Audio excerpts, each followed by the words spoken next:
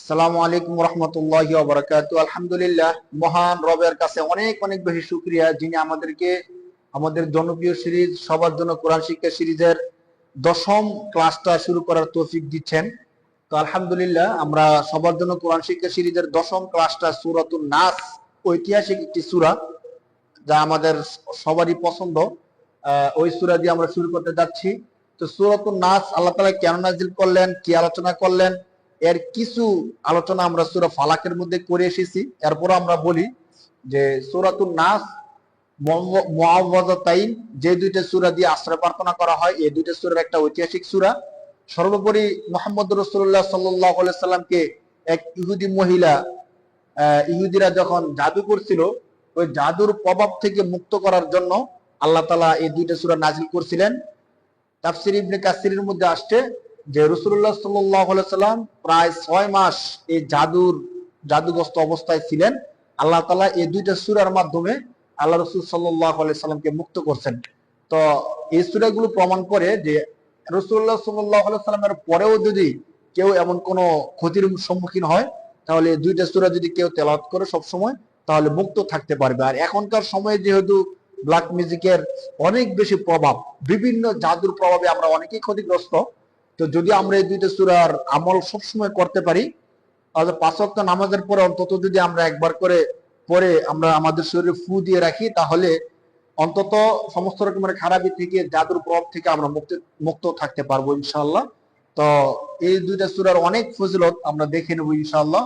বাকি যদি আমরা কেউ একদম শুরু থেকে সমস্ত জাদুর প্রভাব থেকে, অনিষ্ট থেকে মুক্ত থাকতে চাই, তাহলে দুইটা সূরা আমাদের সব সময় আমল করা দরকার।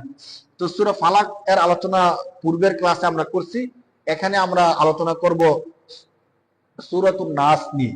তো সূরা ফালাকের আলোচনা যদি আপনারা শুনে থাকেন, সূরা নাসের আলোচনাটা আপনাদের জন্য সহজ হবে।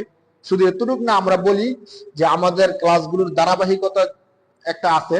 যদি কোনো ব্যক্তি শুরু থেকে নিয়ে আমাদের ক্লাসগুলোকে কন্টিনিউ করেন, তাহলে আপনাদের জন্য পরিভাষাগুলো বুঝতে জানতে সহজ হয়ে যাবে ইনশাআল্লাহ। সূরাতুন নাস এর প্রথম আয়াতের মধ্যে আল্লাহ তাআলা বলতেছেন, হে নবী আপনি বলুন, কুল, হে নবী আপনি বলুন। এর আগে আমরা আলোচনাগুলো করছি। কুল আউযু বিরাব্বিন নাস, আউযু, ঠিক সূরা ফালাকের মধ্যেও এই আলোচনাগুলো গেছে, যদি আপনারা একবার দেখেন। কুল আউযু, কুল আউযু বিরাব্বিন নাস। সূরা ফালাকের মধ্যে দেখেন, একটু খেয়াল করেন, একদম সূরা ফালাকে কিন্তু হুবহু সবকিছুই ছিল। সূরা ফালাকে এমন ছিল, কুল আউযু বিরাব্বিল ফালাক, নাসের জায়গায় শুধু ফালাক ছিল, এখানে শুধু নাস শব্দটা আসছে। তাহলে আমরা ক্লাসগুলো যদি দেখি, তাহলে একটা ক্লাস দেখলে পরের ক্লাসটা আমাদের জন্য ইজি হয়ে যায়। এরপর আমরা বলি কুল, আল কাউলু ক্বালা ইয়াকুলু মাসদার থেকে কুল, হে নবী আপনি বলুন, আমরের সিগা। আউযু, আল আউযু মাসদার থেকে আযা ইয়াউযু, আশ্রয় চাওয়া। ওয়াহিদ মুতাকাল্লিম মুজারে হালের সিগা, প্রেজেন্ট টেন্স। তাহলে আউযু এর মানে হলো আশ্রয়, আমি আশ্রয় চাই, আশ্রয়।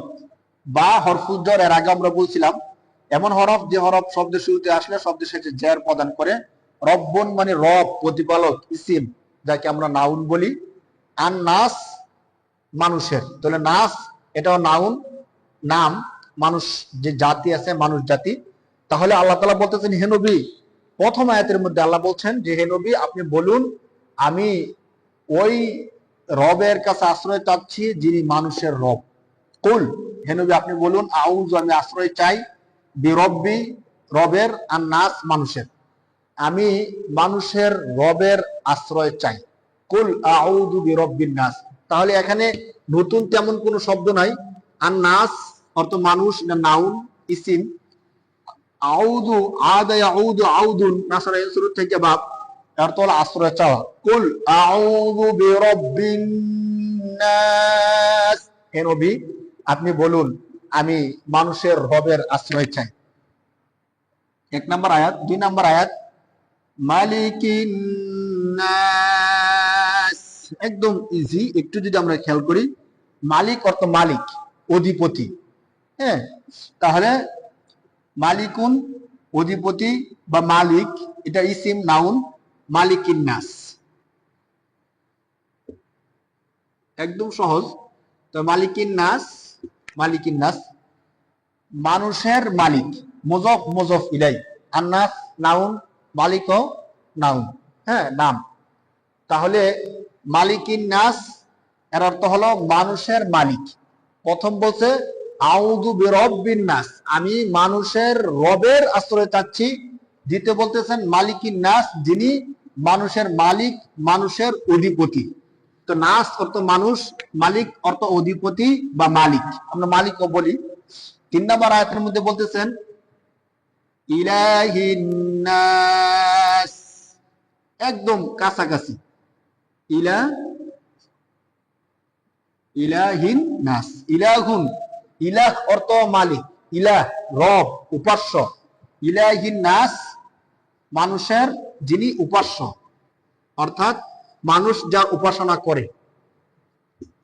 তাহলে 3টা আয়াত দেখেন একদম সেম। কুল আউযু বিরব্বিন নাস, হে নবী আপনি বলুন আমি মানুষের রবের আশ্রয় চাই। মালিকিন নাস, যিনি মানুষের মালিক অধিপতি।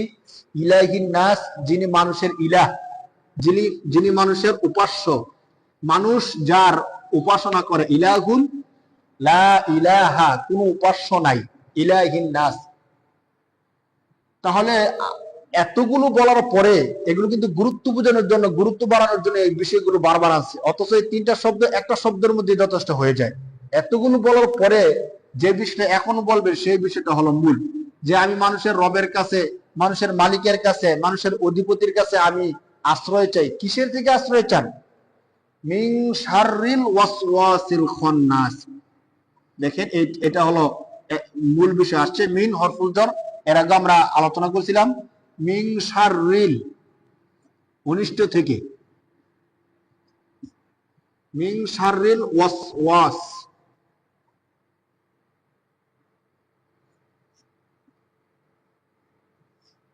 ওয়াসওয়াস হলো ওয়াসওয়াসা দেওয়া, ধোঁকা দেওয়া, হ্যাঁ মনের মধ্যে ধোঁকা দেওয়া। মিন শাররিল ওয়াসওয়াসিল খান্নাস, আমরা খন্নাস,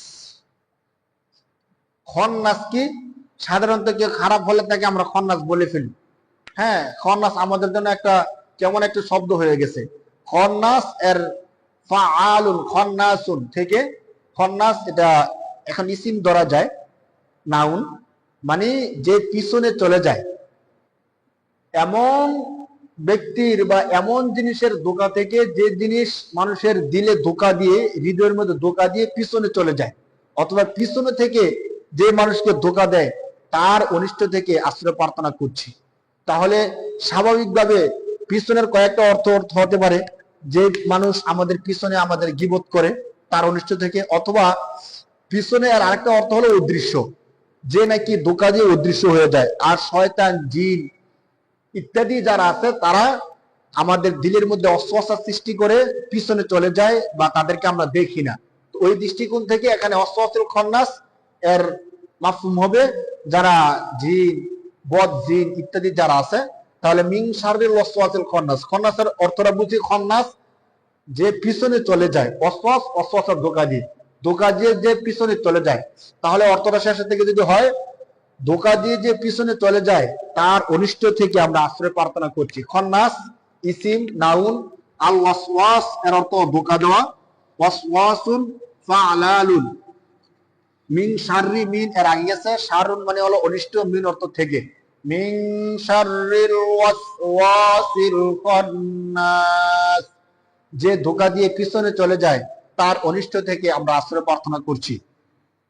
তার আরেকটু ব্যাখ্যা আল্লাহ তাআলা দিচ্ছেন, ধোঁকা দিয়ে পিছনে চলে যায় মানে আল্লাযী, ধোঁকাটা কোথায় দেয়? আল্লাযী, যে আল্লাযী ইউওয়াসবিসু, ইউবিসু, ওয়াসওয়াসা ইউওয়াসবিসু, ফাআলালা ইউফাআলিলু, ওয়াসবিসু এটা মুজারের, যে ধোঁকা দেয়, হ্যাঁ প্রেজেন্ট টেন্স থেকে। তাহলে আল্লাযী ওয়াসবিসু, যে ধোঁকা দেয়, কোথায় ধোঁকা দেয়? ফি, মধ্যে, হরফুল জর, যে ধোকা দেয় মধ্যে, কিসের মধ্যে? সুদুরিন নাস, সদরুন অর্থ বুক, হৃদয়, সুদুরিন নাস। তাহলে ফি সুদুরিন নাস। আল্লাযী এর অর্থ হলো যে ইউওয়াসবিসু ধোঁকা দেয়, যে ধোঁকা দেয়, ফি এর মানে হলো মধ্যে, যে ধোঁকা দেয় মধ্যে, কিসের মধ্যে? সুদুরিন মানে হৃদয়, হৃদয়, বুক, অন্তর, দিল। হ্যাঁ, আর নাস মানে হলো মানুষ। সদরুন, সুদুরুন, সদরুন এক বচন সিঙ্গুলার, আর সুদুরুন বহু বচন প্লুরাল। আর নাস ইসিম নাউন, সদরুন ইসিম নাউন। তাহলে নাস মানে মানুষ, সুদুরুন মানে হৃদয়, ফি মানে মধ্যে। আশ্রয় প্রার্থনা করছি কার? যে নাকি ধোঁকা দিয়ে পিছনে চলে যায়। ধোঁকাটা কোথায় দেয়? আল্লাযী যে ইউওয়াসবিসু ধোঁকা দেয়, ফি মধ্যে, সুদুরিন নাস মানুষের হৃদয়ের মধ্যে। এবং আমরা আশ্রয় প্রার্থনা করছি যে মানুষের হৃদয়ের মধ্যে ধোঁকা দেয়। আল্লাযী যে ইউওয়াসবিসু ধোঁকা দেয়, ফি মধ্যে, হ্যাঁ, সুদুরিন সদরুন অর্থ হলো বুক, ফি সুদুরিন নাস। সর্বশেষ আয়াতের মধ্যে আল্লাহ তাআলা বলতেছেন সাধারণত ধোঁকা এটা শুধু জিন, শয়তান, বদ জিন ইত্যাদি দেয় বিষয়টি এমন না, বরং জিন, বদ জিনের মতো কিছু বদ মানুষও আছে যারা মানুষকে ধোঁকা দেয়। তাদের কথা আল্লাহ তাআলা উল্লেখ করতেছেন যে বদ জিনের সাথে সাথে কিছু বদ মানুষ আছে। মিনাল জিন্নাতি ওয়ান নাস, মিন মিনে তাফসিরিয়া বলতে পারেন। এখানে মিন কিন্তু হরফুল জর। বাকি মানুষের দিলের মধ্যে ধোঁকা দেয়, কে ধোঁকা দেয়? আল্লাহ তাআলা একদম স্পষ্ট করে দিচ্ছেন, ব্যাখ্যা করে দিচ্ছেন। মিন, হ্যাঁ, মিনাল জিন্নাতি, মিনাল জিন্নাতি, জিন্নাতি ওয়ান নাস, একদম স্পষ্ট। এরপর আর কোনো অস্পষ্টতা থাকে না। ওয়ান নাসি, ওয়াও হরফুল আতফ, পরের শব্দকে পূর্বের শব্দের সাথে মিলানোর জন্য আসছে কনজাংশন। মিনাল জিন্নাতি জিনজাতি, ওয়ান নাসি মানুষ জাতি। তাহলে এটা ইসিম নাউন নাম, নাস এটা ইসিম নাউন মানুষ জাতি। তাহলে মিনাল জিন্নাতি দিলের মধ্যে ধোঁকা দেয়, কারা ধোঁকা দেয়? ওই ধোঁকাদানকারীরা জিন জাতি থেকে হোক অথবা মানুষ জাতি থেকে হোক, যে প্রকারের থেকেই আমাদের দিলের মধ্যে ধোঁকা দেয়, তাদের অনিষ্ট থেকে হে রব আমরা আশ্রয় চাচ্ছি। যদি একটু খেয়াল করে দেখেন সূরা ফালাক এবং সূরা নাসের সবগুলো আয়াত এত চমৎকার ভাবে আল্লাহ তাআলা বর্ণনা করছেন যে এই সূরাগুলো তেলাওয়াত করলে মানে কোনো কিছু যে অনিষ্ট করবে আর সুযোগ নাই, সব কিছুর অনিষ্ট থেকে এখানে মুক্ত হওয়ার সুযোগ আছে। হ্যাঁ, এর জন্য আমরা চেষ্টা করবো ইনশাআল্লাহ এই সূরাগুলো সবসময় তেলাওয়াত করার জন্য। আল্লাহ তাআলা এই সূরাগুলো সিলায় আমাদেরকে সমস্ত খারাপি থেকে হেফাজত করবেন। আর এই সূরাগুলো যেহেতু আমরা নামাজে বেশি তেলাওয়াত করি, যদি অনুবাদ তাফসীর তরজমা জেনে আমরা তেলাওয়াত করি, নামাজের মধ্যে আরো অনেক বেশি মনোযোগ আমাদের চলে আসবে। তাহলে আমরা একবার শুনি, কুল আউযু বিরাব্বিন নাস, হে নবী আপনি বলুন আমি মানুষের রবের আশ্রয় চাচ্ছি। মালিকিন নাস, যিনি মানুষের মালিক, অধিপতি। ইলাহিন নাস, যিনি মানুষের উপাস্য। কিসের থেকে আশ্রয় চাচ্ছি? মিন শাররিল ওয়াসওয়াসিল খান্নাস, যে ধোঁকা দিয়ে পিছনে চলে যায় তার ধোঁকার অনিষ্টতা থেকে আশ্রয় চাচ্ছি। আল্লাযী ইউওয়াসবিসু ফি সুদুরিন নাস, যে মানুষের হৃদয়ে ধোঁকা দেয়। মিনাল জিন্নাতি ওয়ান নাস, সে মানুষ থেকে হোক অথবা জিন থেকে হোক, যে জাতি থেকে হোক, সকলের ধোঁকা থেকে হে রব আমি আপনার কাছে আশ্রয় চাচ্ছি। আল্লাহ তাআলা আমাদের সবাইকে সমস্ত অনিষ্টতা থেকে হেফাজত করুক। ব্ল্যাক ম্যাজিক, কালো জাদু সহ যত রকমের জাদুর প্রভাব আছে সমস্ত জাদু ক্রিয়া থেকে আমাদেরকে মুক্ত রাখুক। আমরা ধারাবাহিকভাবে ক্লাসগুলো চালিয়ে যাব, সে পর্যন্ত আমাদের সাথে থাকুন ইনশাআল্লাহ। আসসালামু আলাইকুম।